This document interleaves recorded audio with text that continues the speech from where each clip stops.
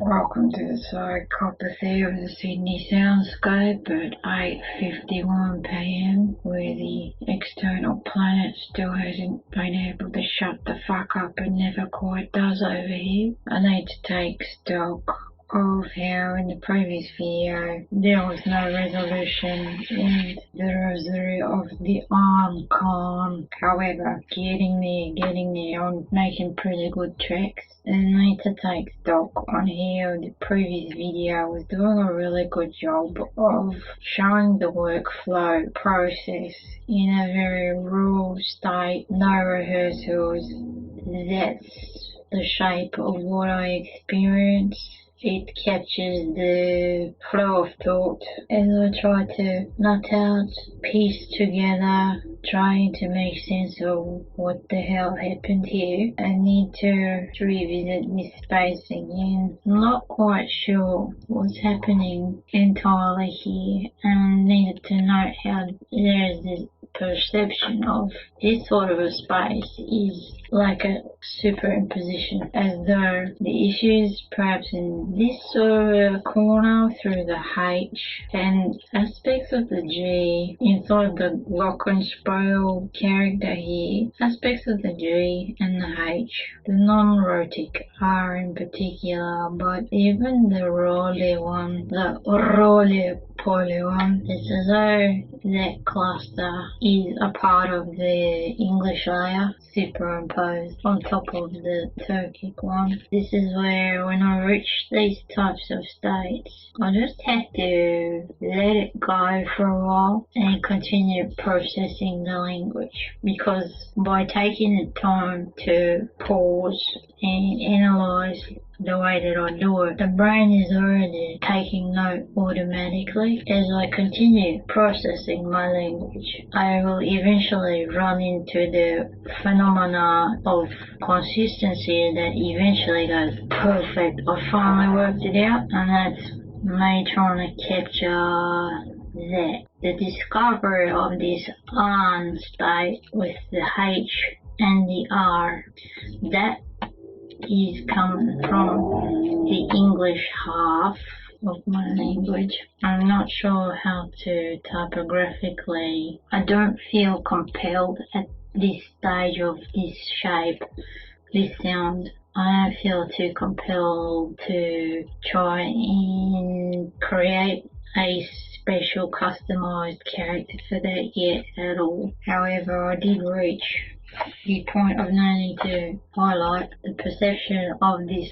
R being a part of the letter N, but also a part of the letter H. I do feel inclined to create a character like that one as a token of this adventure, because this is a case where that form is directly linked to my observations of the language, and it's at this point, due to my choice of opting for the exclusive lowercase, that means it is not quite Latin.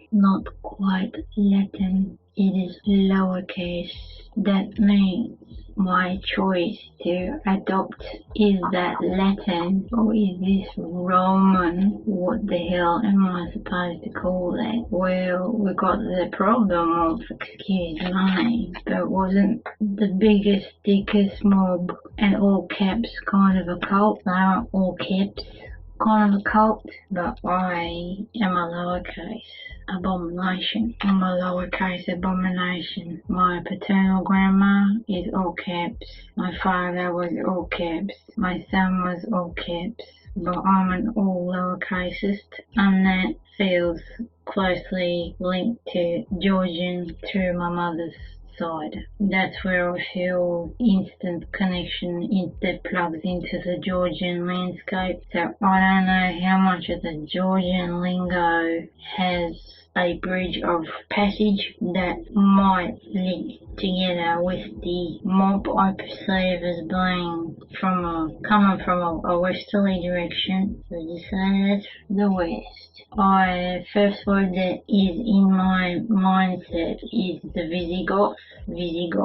I want to call them Visigoths, and I don't know if it's the Visigoths who created this lowercase thing, but I picture the Visigoths being in close proximity to whoever it was that decided to roll with lowercase, the design of it, and I needed to know that my observation of the E transitioning into the U as a double E is a critical holy shit for me, and the same goes for the where the double creates an U. This is with the lowercase. I need to examine whoever it was they created. I need to understand if this was like a more of a calligraphic form with a type of a pen nib that's similar to a calligraphy pen, because I'm finding it hard to picture this E being formed as just a straight line with a dot. I'm perceiving it very much like the invitation font, where it's got like a serif-like hook at the top and it curls like that. It's cursive and it's like this. And that's where the double up of this shape down here creates either an U or an U. And I feel that whoever created the lowercase was carrying a style of language very close to my mother tongue. Now here we've got the Visigoths. How did they plug in? That came from my frustration over my speech frustration impediment poses between the letter ch and sh, because there was perception of another one that's in between both of them, and that's what causes my mouth to do the ch while I was shopping for an alternative letter that could function as I think it's both at the same time. That's how I stumbled into the Visigoths. I can't remember the original design, but it was, I think, some form of C Z H type of a combination, something like that, but I can't remember how the character was formed. But what happened was, when I transported my documentation across, OpenOffice over back into Word sort of a thing, that character failed to translate, and that fucked everything up, and that's why and how I had to end up designing my custom font for is that a ch or is that a sh, which I can't draw physically because that is very much a typographically bound construct, where the line width and skinniness, the way I've created that is, you just can't do it with a pen at all, and you will struggle with a calligraphy pen, but it could be done, but it requires practice, and it's very hard, hyper dyslexic for me. However, that's not the case through the medium of computer-based typography, computer typology. So, I don't know if this is some kind of, I want to call him charlemagne. How do I pronounce it? I'm not sure if I know how to spell it properly. I remember some kind of I don't know if it was a magne, charlemagne, charlemagne,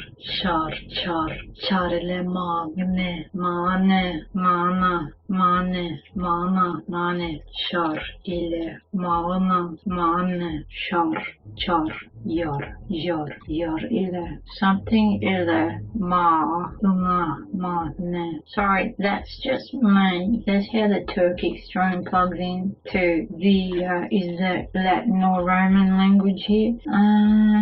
So where was I going? Right, is that Latin or Roman? But I'm kind of going, no, it's some kind of a Germany flavoured west, from the west of Europe, but I'm not sure how it references in terms of Europeans, how they work out whether they're south or north, etc. But this Visigoth type of, it was that Mr. Charlemagne. Charlemagne,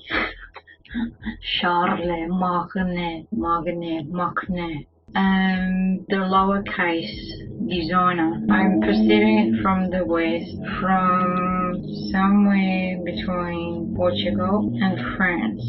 So there is some Spanish-French cluster and here in that particular region I perceive the VB. The VB is coming from there. That's the Varbare VB. How do I draw that one again? It's like a Cyrillic B, I think, from memory. It's like a Cyrillic B which curls into a V. Is that a B or a V? And the answer is with your question, yes.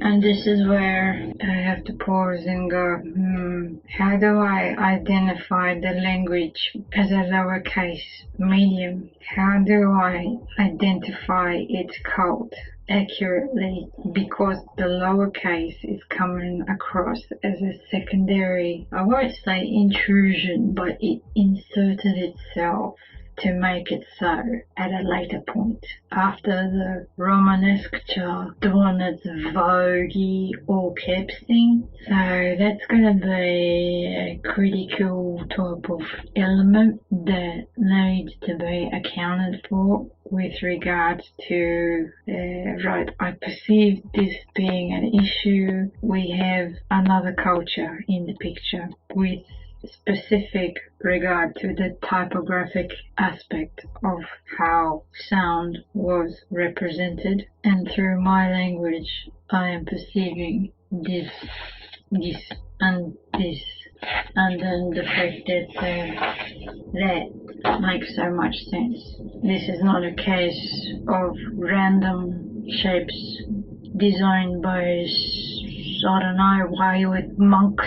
I'm not sure what kind of monks they were. The funky monks, where even the letter M is linked to the N, because on that spectrum of phoneticology in my language, it's very difficult to differentiate between the two, even though it's a very critical me versus you type of distinction. When I say that, yeah, right, okay, it finishes with N finale. Is whose perspective again? Your perspective. No, that's me saying that. That's your thing. It ends with an M. I'm talking about me, mine. I'm even struggling to articulate that in a way that makes, isn't that confusing? I'm trying to explain it, but never mind. Not my job to teach that shit.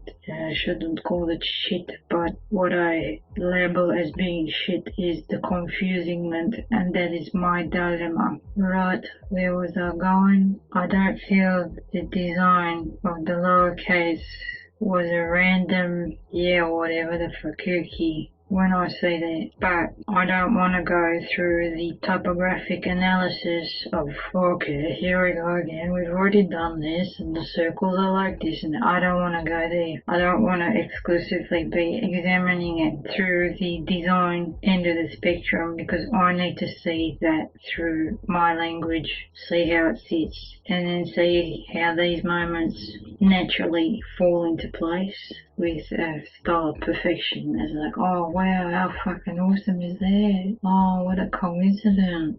Exactly like that, the same way that this happened. Because lots of people know about, oh look at that, it's a V. But if it's that, it becomes a W. But the W wasn't like that, two O's. Anyhow, this is just a window of notes in post. After this session here, the Rosary of Kahn't, which was not a resolved state, it was a work in progress, and recognition that this space here is currently sitting like a sandwich of two languages on top of each other. That's what the space of this isn't resolved. It's still knotted up. It's still tangled. I still need time to untangle. It's still knotted. This bit here is still knotty.